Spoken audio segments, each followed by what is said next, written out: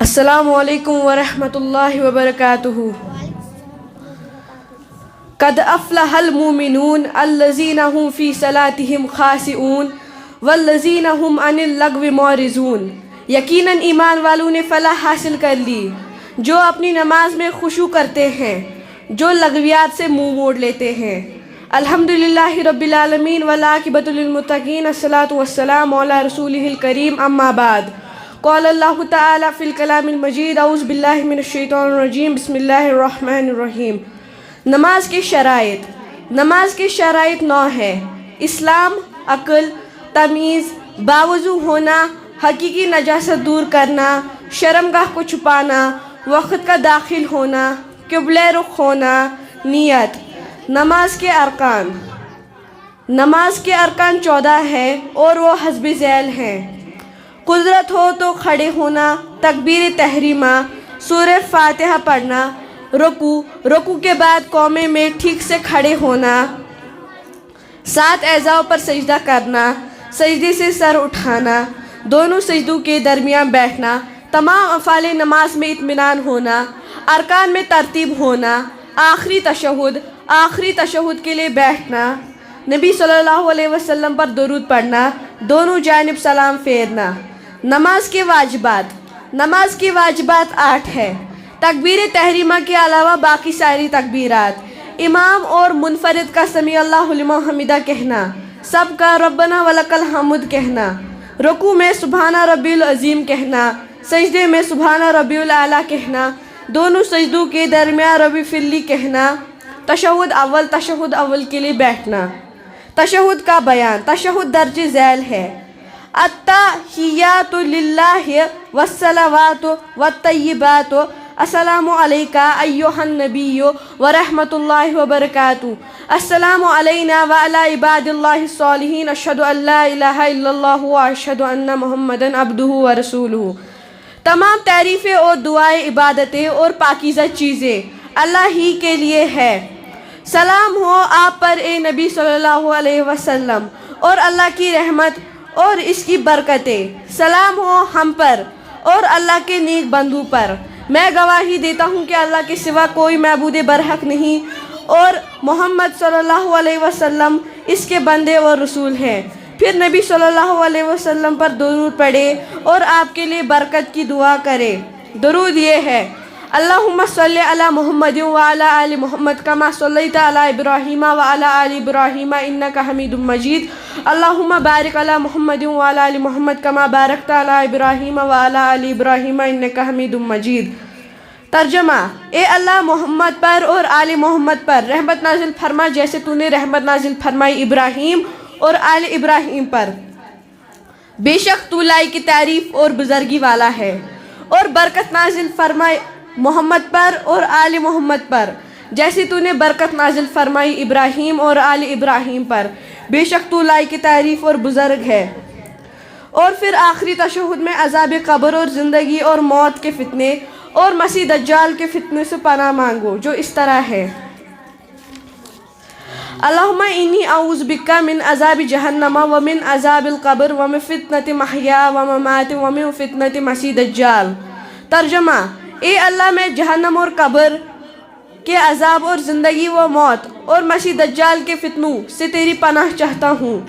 اور پھر جو دعا پسند ہو پڑھے، اور بالخصوص معاصرہ دعائیں، انہی میں سے درج ذیل دعائیں ہیں: اللہم انی علی ذکرک و شکرک و حسن عبادتک، اللہم انی ظلمت نفسی ظلما کثیرا ولا یغفر الذنوب الا انت فاغفر لی مغفرۃ من عندک ورحمنی انک انت غفور الرحیم۔ ترجمہ: اے اللہ، اپنے ذکر اور شکر اور اپنی بہترین عبادت کے لیے میری مدد فرما۔ اے اللہ، میں نے اپنے نفس پر بہت ظلم کیا ہے، اور تیرے سوا کوئی گناہوں کو معاف نہیں کرتا، لہٰذا اپنی مہربانی سے مجھے معاف کر دے اور مجھ پر رحم فرما۔ بے شک تو ہی معاف کرنے والا، رحم کرنے والا ہے۔ البتہ پہلے تشہد میں شہادتین کے بعد ظہر، عصر، مغرب اور عشاء میں تیسری رکعت کے لیے کھڑا ہو جائے گا، اور اگر نبی صلی اللہ علیہ وسلم پر درود بھی پڑھے تو افضل ہے، کیونکہ اس بارے میں وارد احادیث عام ہیں۔ پھر تیسری رکعت کے لیے کھڑا ہو جائے۔ نماز کی سنتیں، نماز کی سنتوں میں سے چند درج ذیل ہے۔ دعائے استفتاح پڑھنا حالت قیام رکوع سے پہلے ہو یا رکوع کے بعد، دائیں ہاتھ کی ہتھیلی کو بائیں ہاتھ کے پشت پر سینے کے اوپر رکھنا، تکبیر تحریمہ رکوع کے لیے جھکتے وقت ہو یا رکوع سے سر اٹھاتے وقت، اور تشہد اول سے تیسری رکعت کے لیے کھڑے ہوتے وقت دونوں ہاتھوں کو انگلیاں ملائے ہوئے منڈو اور کانوں کے برابر تک اٹھانا، رکوع اور سجدے میں ایک سے زائد بار تسبیح پڑھنا، رکوع سے سر اٹھانے کے بعد ربنا ولک الحمد سے زائد دعا پڑھنا اور دونوں سجدوں کے درمیان ایک سے زائد بار دعائے مغفرت پڑھنا، رکوع میں سر کو پیٹھ کے برابر رکھنا، سجدے میں بازوؤں کو پہلوؤں سے، پیٹھ کو رانوں سے اور رانوں کو پنڈلیوں سے دور رکھنا، سجدے کی حالت میں دونوں بازوؤں کو زمین سے اٹھائے ہوئے رکھنا، تشہد اول میں اور دونوں سجدوں کے درمیان نمازی کے بائیں پیر کو بچھا کر بیٹھنا اور دائیں پیر کو کھڑا کرنا۔ 3 اور 4 رکعت والی نماز ہو تو آخری تشہد میں تورک کرنا، یعنی دائیں پیر کو کھڑا کر کے اس کے نیچے سے بائیں پیر کو نکالنا اور کوہلے کو زمین پر رکھ کر بیٹھنا۔ پہلے اور دوسرے تشہد میں بیٹھنے کے وقت ہی سے لے کر تشہد کے اختتام تک شہادتین کی انگلی سے اشارہ کرنا اور دعا کے وقت اسے حرکت دینا، مطلب کہ ہلانا۔ تشہد اول میں محمد صلی اللہ علیہ وسلم اور آل محمد صلی اللہ علیہ وسلم پر، نیز ابراہیم اور آل ابراہیم علیہ السلام پر صلاۃ و برکت درود ابراہیم پڑھنا۔ آخری تشہد میں دعا کرنا۔ نماز فجر، نماز جمعہ، نماز عیدین، نماز استسقاء اور نماز مغرب و نماز عشاء کی ابتدائی 2 رکعتوں میں قرات میں جہری کرنا۔ نماز ظہر و نماز عصر میں اور نماز مغرب کی تیسری رکعت اور نماز عشاء کی آخری 2 رکعتوں میں قرات آہستہ کرنا۔ سورہ فاتحہ کے علاوہ قرآن سے کچھ اور پڑھنا۔